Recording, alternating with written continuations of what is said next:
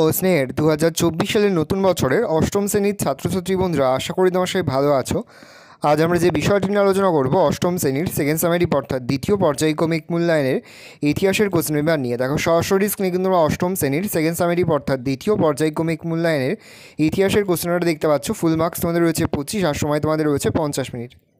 একে থেকে রয়েছে সঠিক উত্তর নির্বাচন করে যে কোনো 5টি প্রতিটি প্রশ্নের মান 1 করে 1 × 5 = 5। প্রথম প্রশ্ন, চিরস্থায়ী বন্দোবস্ত চালু করেন ওয়েলেসলি, হেস্টিংস, কর্নওয়ালিস না ডালহৌসি? উত্তর হবে কর্নওয়ালিস। প্রশ্ন, ভারতের রেলপথ নির্মাণের জনক বলা হয় lord Cornwallis, lord Dalhousie, lord Bentinck, lord হেস্টিংসকে? উত্তর হবে লর্ড ডালহৌসিকে। প্রশ্ন, মহাবিদ্রোহ ঘটেছিল 1857 খ্রিস্টাব্দে, 1858 খ্রিস্টাব্দে, 1860 খ্রিস্টাব্দে, 1885 খ্রিস্টাব্দে? উত্তর হবে 1857 খ্রিস্টাব্দে। পরের প্রশ্ন, আর্য সমাজের প্রতিষ্ঠাতা ছিলেন কেশবচন্দ্র সেন, দয়ানন্দ সরস্বতী, আত্মারাম পাণ্ডুরং, বিদ্যাসাগর? উত্তর হবে দয়ানন্দ সরস্বতী। দামিনী কোহ কথার অর্থ হলো জঙ্গলের প্রান্তদেশ, গ্রামের প্রান্তদেশ, পাহাড়ের প্রান্তদেশ, নদীর প্রান্তদেশ? উত্তর হবে পাহাড়ের প্রান্তদেশ। জাতীয় কংগ্রেসের প্রথম অধিবেশন অনুষ্ঠিত হয় বোম্বাইতে, গোয়ায়, মাদ্রাজে না লাহোরে? উত্তর হবে বোম্বাইতে। প্রশ্ন, বাংলায় বঙ্গভঙ্গ ঘোষণা করেছিল Lord Curzon, Lord Chelmsford, Lord Wellesley, Lord Churchill? উত্তর হবে লর্ড কার্জন। 2 থেকে রয়েছে নিচের প্রশ্নগুলির উত্তর দাও 4 থেকে 5টি শব্দ বা একটি বাক্যের মাধ্যমে। প্রশ্নের মান 1 করে 1 × 5 = 5। প্রথম, কত খ্রিস্টাব্দে নীল বিদ্রোহ ঘটেছিল? তো লিখবে 1859 থেকে 60 খ্রিস্টাব্দে। প্রশ্ন, 10 সালা বন্দোবস্ত কে চালু করেন? উত্তর লিখবে লর্ড কর্নওয়ালিস। প্রশ্ন, দাক্ষিণাত্য হাঙ্গামা কবে হয়েছিল? তো লিখবে 1857 খ্রিস্টাব্দে 12ই মে দাক্ষিণাত্য হাঙ্গামা হয়েছিল। প্রশ্ন, বাংলা ভাষায় প্রকাশিত প্রথম মাসিক পত্রিকা কোনটি? উত্তর হবে দিগদর্শন। প্রশ্ন, ব্রাহ্ম সমাজের প্রতিষ্ঠাতা থেকে? উত্তর লিখবে রাজা রামমোহন রায়। প্রশ্ন, ভারতের প্রথম ভাইসরয় কে ছিলেন? উত্তর লিখবে লর্ড ক্যানিং। প্রশ্ন, অনুশীলন সমিতি কে প্রতিষ্ঠা করেন? উত্তর লিখবে সতীশচন্দ্র বসু। প্রশ্ন, কত খ্রিস্টাব্দে বঙ্গভঙ্গ রদ হয়? উত্তর লিখবে 1911 খ্রিস্টাব্দে। 3 থেকে রয়েছে নিচের যে কোনো 2টি প্রশ্নের উত্তর দাও 2 থেকে 3টি বাক্যের মধ্যে। প্রশ্নের মান 2 করে 2 × 2 = 4। প্রথম, সূর্যাস্ত আইন কাকে বলে? উত্তর লিখবে 1793 খ্রিস্টাব্দে লর্ড কর্নওয়ালিস প্রবর্তিত চিরস্থায়ী বন্দোবস্তের একটি শর্ত ছিল সূর্যাস্ত আইন। চিরস্থায়ী বন্দোবস্তে জমিদারকে বছরের একটি নির্দিষ্ট দিনের সূর্যাস্তের মধ্যে প্রাপ্য রাজস্ব কোম্পানির কাছে জমা দিতে হতো, অন্যথা যা জমিদারি হাতছাড়া হতো। কোম্পানির রাজস্ব আদায়ের এই নিয়মকে বলা হতো সূর্যাস্ত আইন। পরের প্রশ্ন, ঔপনিবেশিক সমাজে কাদের মধ্যবিত্ত ভদ্রলোক বলা হতো? ব্রিটিশ আমলে ভারতীয় সমাজে উচ্চবর্ণের হিন্দু সম্প্রদায়ভুক্ত একদল পাশ্চাত্য শিক্ষায় শিক্ষিত শ্রেণীর উদ্ভব ঘটে। এই নবোদিত শ্রেণী ইংরেজ শাসনের সমর্থক এবং পৃষ্ঠপোষক ছিল। এদের বলা হতো মধ্যবিত্ত ভদ্রলোক এবং মূলত ডাক্তার, উকিল, শিক্ষক, অধ্যাপক, কেরানি, ব্যবসায়ী প্রমুখ এই সামাজিক শ্রেণীভুক্ত ছিল। সাঁওতাল বিদ্রোহের 2টি কারণ লেখো। সাঁওতাল বিদ্রোহের 2টি কারণ হলো 1, ইংরেজ কর্মচারী, জমিদার ও মহাজনদের অত্যাচার থেকে পরিত্রাণ পাওয়া। 2, সাঁওতালদের জমি ফেরত পাওয়া ও পুলিশের নির্মম অত্যাচারের প্রতিবাদ করা। প্রশ্ন, 2 জন নরমপন্থী ও চরমপন্থী নেতার নাম লেখো। নরমপন্থী হচ্ছে সুরেন্দ্রনাথ ব্যানার্জি, উমেশচন্দ্র ব্যানার্জি, আর চরমপন্থী হচ্ছে বালগঙ্গাধর তিলক, বিপিনচন্দ্র পাল। 4 থেকে রয়েছে নিচের যে কোনো 2টি প্রশ্ন উত্তর দাও। প্রশ্নের মান 3 করে 3 × 2 = 6। প্রথম, অবশিল্পায়ন বলতে কী বোঝো? অবশিল্পায়ন বলতে মূলত ঔপনিবেশিক শতকে ভারতের শিল্পের অধোগতিকে বোঝানো হয়। ব্রিটেনে শিল্প বিপ্লবজাত ব্রিটিশ পণ্যগুলির ভারতে আমদানি, কোম্পানির একচেটিয়া বাণিজ্য, ব্রিটিশের শুল্ক বৈষম্য নীতির ফলে ভারতের চিরাচরিত দেশীয় হস্তশিল্প, বস্ত্রশিল্প প্রভৃতির অবক্ষয় ঘটে। ইংল্যান্ডে ভারতীয় বস্ত্রের রপ্তানিতে বাধা এবং ইংল্যান্ডের কারখানায় তৈরি বস্ত্রের ভারতীয় বাজারে অবাধ আমদানির ফলে ভারতের তাঁত শিল্পের সর্বনাশ ঘটে। লক্ষ লক্ষ তাঁতি ও কারিগর বেকার হয়ে পড়ে। কোম্পানি শাসনকালে দেশীয় শিল্পের এই অবক্ষয়কে বলা হয় অবশিল্পায়ন। প্রশ্ন, কোথায় তিতুমিরের নেতৃত্বে বিদ্রোহ হয়েছিল? তার সঙ্গে মহাবিদ্রোহের প্রত্যক্ষ কারণ কী ছিল?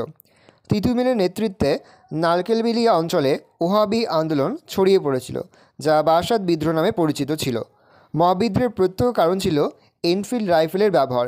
গুজব রটে যে নতুন রাইফেলের টোটাগুলিতে গরু ও শূকরের চর্বি মেশানো হতো।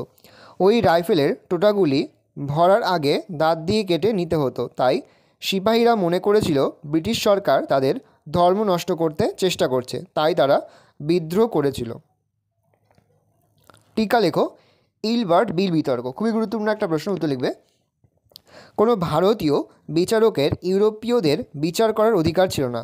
গভর্নর জেনারেল লর্ড রিপনের আইনসভার সদস্য সিপি ইলবার্ট বিচার বিভাগীয় ক্ষেত্রে এই অসাম্য দূর করার চেষ্টা করেন। তার প্রস্তাবিত একটি বিলে ভারতীয় বিচারকদের ইউরোপীয়দের বিচার করার অধিকার দেওয়া হয়। এই বিলের প্রতিবাদে ইউরোপীয়রা সংগঠিতভাবে বিদ্রোহ ঘোষণা করে। শ্বেতাঙ্গদের এই আন্দোলনের ফলে এই বিল প্রত্যাহার করা হয়। বিল প্রত্যাহার হলে ভারত সভার উদ্যোগে ভারতীয়রা আন্দোলন শুরু করেন। উভয় পক্ষের আন্দোলন ও পাল্টা আন্দোলন ইলবার্ট বিল বিতর্ক নামে পরিচিত। ভারত সভার আন্দোলনের জেরে ভারতীয় বিচারকরা শর্ত সাপেক্ষে ইউরোপীয় বিচারকদের বিচার করার অধিকার পায়। প্রশ্ন, বঙ্গভঙ্গের সময় কী কী স্বদেশি শিল্প গড়ে উঠেছিল? বঙ্গভঙ্গ বিরোধী আন্দোলনের সময় স্বদেশি শিল্পের ওপর জোর দেওয়া হয়। এই সময় চীনামাটির পাত্র, সাবান, দেশলাই প্রভৃতি দ্রব্যাদি দেশীয় কারখানায় তৈরি হতে থাকে। এই সময় ভারতীয় উদ্যোগে নানান শিল্প ও কারখানা গড়ে ওঠে, যেমন বঙ্গলক্ষ্মী কটন মিল। এছাড়াও প্রফুল্লচন্দ্র রায় প্রতিষ্ঠা করেন বেঙ্গল কেমিক্যাল অ্যান্ড ফার্মাসিউটিক্যালস এবং ডক্টর নীলরত্ন সরকার গড়ে তোলেন জাতীয় সাবান কারখানা। 5 দাগে রয়েছে নিচের যে কোনো একটি প্রশ্নের উত্তর দাও। প্রশ্নের মান 5। লর্ড কর্নওয়ালিস কেন চিরস্থায়ী বন্দোবস্ত প্রবর্তন করেন বা চিরস্থায়ী বন্দোবস্তের উদ্দেশ্যগুলি কী ছিল? বাংলার গভর্নর জেনারেল লর্ড কর্নওয়ালিস 1793 খ্রিস্টাব্দে 22 মার্চ বাংলা, বিহার, উড়িষ্যায় চিরস্থায়ী বন্দোবস্ত প্রবর্তন করেন। চিরস্থায়ী বন্দোবস্ত প্রবর্তনে লর্ড কর্নওয়ালিসকে সাহায্য করেন ইংল্যান্ডের প্রধানমন্ত্রী উইলিয়াম পিট, হেনরি ডন্স, স্যার জন শোর, চার্লস গ্রান্ট। ঔপনিবেশিক আমলে বাংলায় প্রবর্তিত এই বন্দোবস্তের মূল উদ্দেশ্যগুলি হল: 1 দিয়ে পয়েন্ট করবে কৃষির উন্নতি। কোম্পানি ভেবেছিল চিরস্থায়ী বন্দোবস্তের মাধ্যমে জমিদাররা জমির মালিকানা পেলে তারা কৃষির উন্নতি ঘটানোর চেষ্টা করবে, জমিতে শ্রম বিনিয়োগ করবে, এর ফলে প্রকৃতভাবে কোম্পানি লাভবান হবে। বি, রাজস্ব বৃদ্ধি। এই বন্দোবস্তে স্থির হয় কৃষকদের কাছ থেকে জমিদাররা সরাসরি রাজস্ব আদায় করবে, ফলে কোম্পানির রাজস্ব বৃদ্ধি পাবে। রাজকীয় অনুগ্রহপুষ্ট জমিদার শ্রেণী সৃষ্টি। বাংলায় চিরস্থায়ী বন্দোবস্ত প্রবর্তন করে ইংরেজরা তাদের অনুগ্রহপুষ্ট এক জমিদার শ্রেণী সৃষ্টি করতে চেয়েছিলেন, যারা ইংরেজদের প্রধান সমর্থক হিসাবে কাজ করবে। ডি, কোম্পানির আয় নির্দিষ্ট করা। ব্রিটিশ কোম্পানি আশা করেছিল চিরস্থায়ী বন্দোবস্ত প্রবর্তন করে নির্দিষ্ট সময়ে নির্দিষ্ট হারে তারা রাজস্ব আদায় করতে পারবে, ফলে কোম্পানি তাদের বার্ষিক আয় ব্যয় পূর্বেই স্থির করতে পারবে। পরের প্রশ্ন, গণবিক্ষোভ রোধ করা।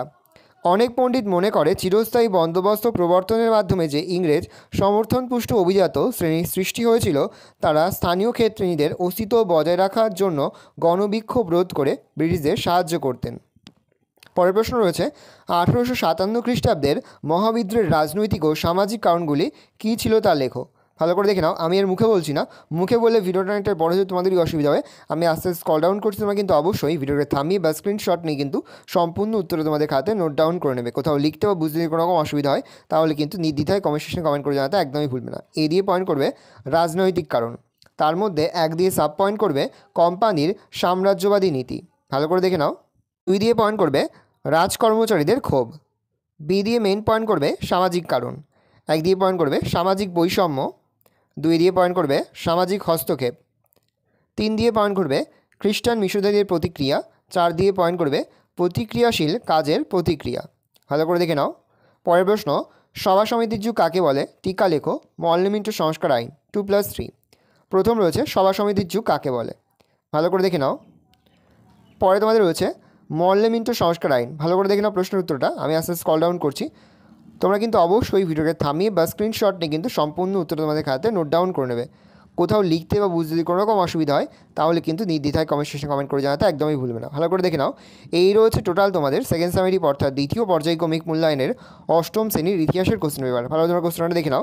আশা করি ভিডিওটা ভালো লেগেছে। ভিডিওটা ভালো লাগলে ভিডিওকে লাইক করতে একদমই ভুলবে না। আর আমার চ্যানেল নতুন হওয়া লাগলে সাবস্ক্রাইব প্রেস করে পাশে বেল আইকন প্রেস করে যখন নতুন করে ভিডিও আপলোড করি সবার ফার্স্ট নোটিফিকেশন তোমরা পেয়ে যাও। আর এই ভিডিওটি তোমার বন্ধু বান্ধবী আত্মীয় স্বজন সবার মধ্যে কিন্তু অনেক শেয়ার করে যায় এবছর।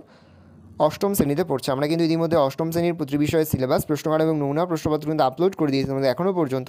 সেই ভিডিওগুলো না দেখে থাকো, ভিডিওগুলো কিন্তু তাড়াতাড়ি দেখে নাও। তোমাদের সকলকে জানাই আগাম পরীক্ষার অনেক অনেক শুভেচ্ছা এবং অভিনন্দন। আশা করি সকলের পরীক্ষায় খুব ভালো হবে।